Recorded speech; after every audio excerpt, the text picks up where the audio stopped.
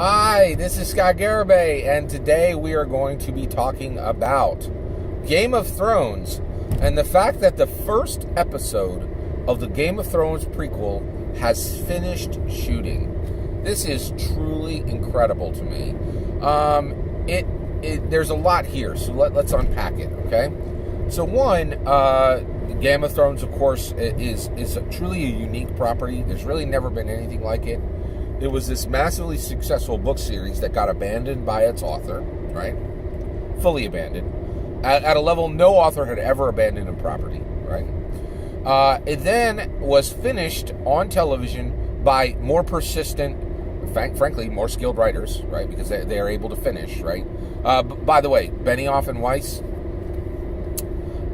they are clearly better writers. If you can finish your story, that makes you a better writer than if you can write the most beautiful, well-crafted prose that's unfinished, right? So, like, there is a competition between Benioff and Weiss and George R. R. Martin, and Benioff and Weiss won. They're better writers, frankly, period, right? All right, so at that point, so basically, you have this really strange, unprecedented circumstance, right? And one of the things that's interesting is there are a lot of people who have stakes.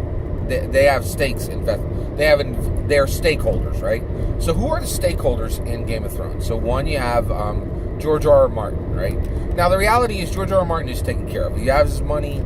He gets to, and he spends his time now just going from convention to convention, being paid thousands of dollars to be there, and having him congratulate and having fans congratulate him for 2/3 finishing a story, right? Now the reality is, I do know that George R. R. Martin, he has written some. Actually, Fever Dream is an amazing story. I absolutely love it. If you haven't read it, Fever Dream is a story is actually a novel by George R. R. Martin about riverboat captains who are vampires. It's awesome. It's really, really good. So he goes around and he collects his lauds, right? But he's really done. Like, as far as a stakeholder within Game of Thrones, he's finished. He's gotten what he should get, right? And then, of course he'll get his royalty checks and all that, blah, blah, blah, right? But next is HBO. Now, HBO they have invested well over $500 million. It's possible that the question is, have they invested? They've certainly invested over $500 million in making of Game of Thrones, the original series. Okay, it's possible they invested 3/4 or even close to $1 billion, right? And now, HBO's success. They had such success and they ramped up. I think HBO hired a bunch of people, right? They did not run lean. They ran fat. Everybody, from everything I could tell, they did not run lean. They have a lot of employees, and they are doing their thing, right?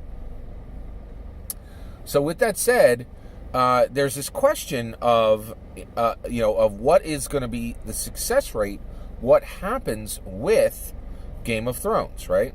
And so, with now that, what happens with HBO now that Game of Thrones is done?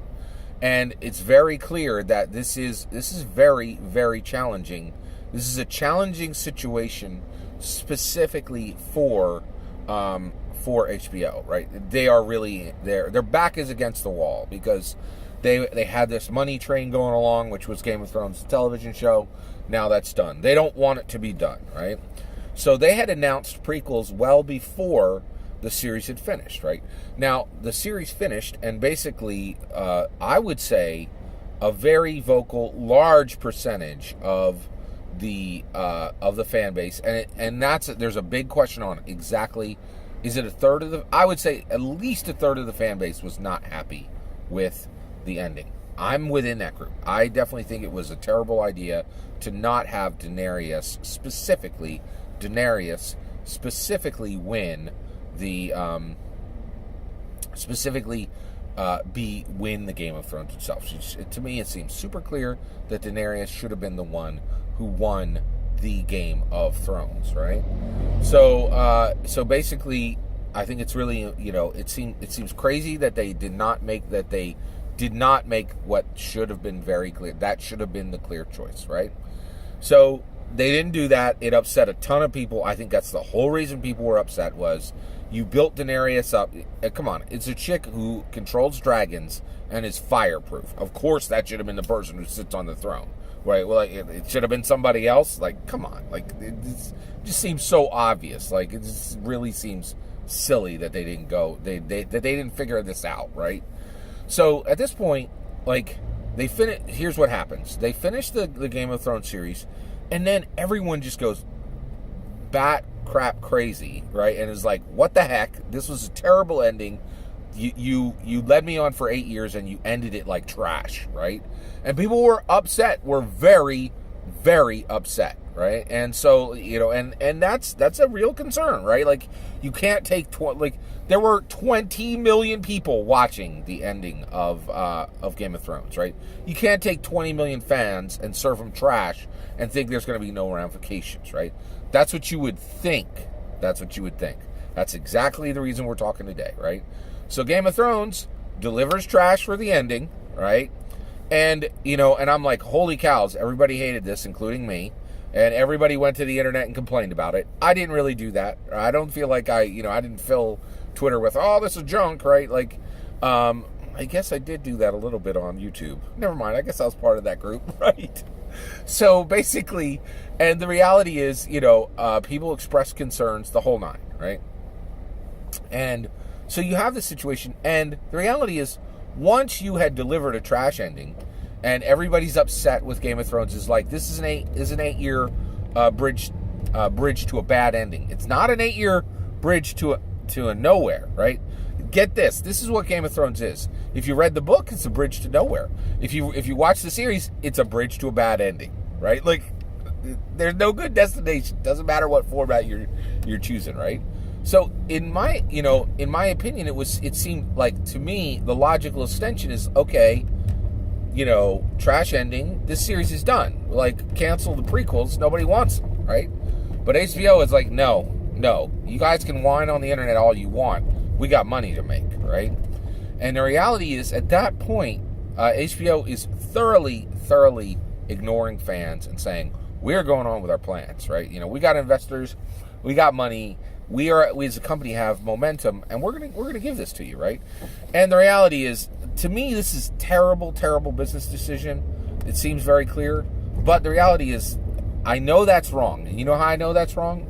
Harry Potter, right? The Harry Potter has these nonsense sequels as well, and like that nobody cares about at the macro level, and they're making them and they're making money. And that's the issue, is they are profitable. And I think that's what's going to happen with the prequels, is the prequels are going to be profitable.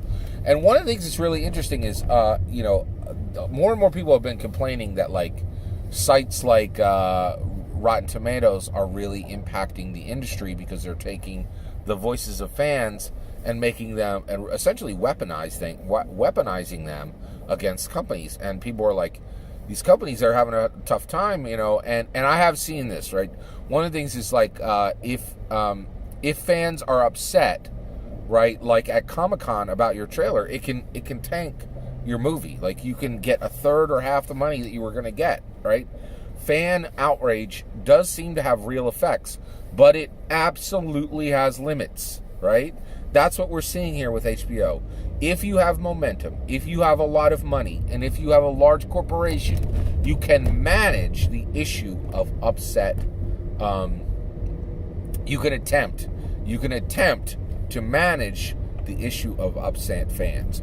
We are going to see if people are going to be willing to watch these prequels, right? The other thing that I think is interesting is the creators on these prequels. If they do something truly unique and truly genuine, truly innovative, they have the possibility of making these prequels matter. But I think it is absolutely fascinating that HBO is saying "fie to you" to their fans. They're like, we don't really care if you didn't like the ending of Game of Thrones. We don't really care if you are frustrated with us. We're going to keep going with our plans. That really is incredible. I find that really interesting. It's a really interesting turn of our modern society.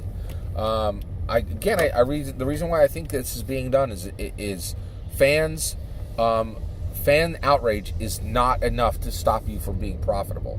That seems very, very clear. And it is truly a very odd, unusual thing to have learned here in the 20 teens, right?